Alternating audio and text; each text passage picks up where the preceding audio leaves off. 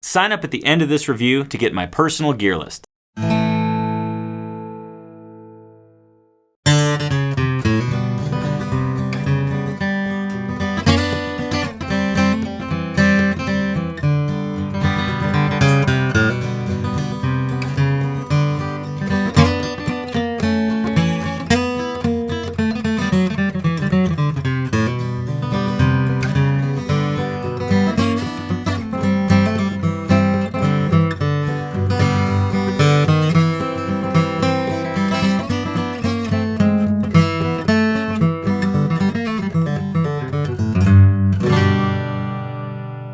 Hi, Larry Barnwell here from Martin Guitar Company at Music Villa today.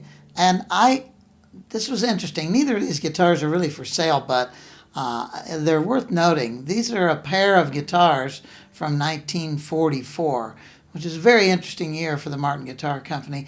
During those war years, there were some things that were done with the instruments that are pretty special and kind of set them apart, I believe, from some of the others. In my right hand here is a D28 from 1944, and my left hand over here is a D18 from the same year.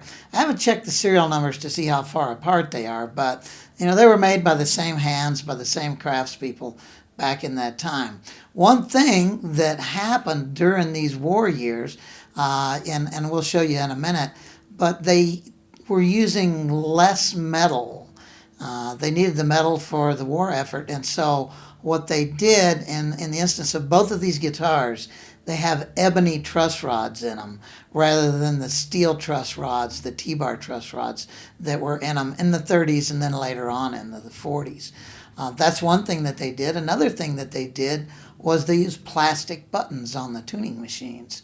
So these are really two pretty doggone cool instruments and pretty good representations of what was made back then. We'll have some comparisons sonically here in just a minute.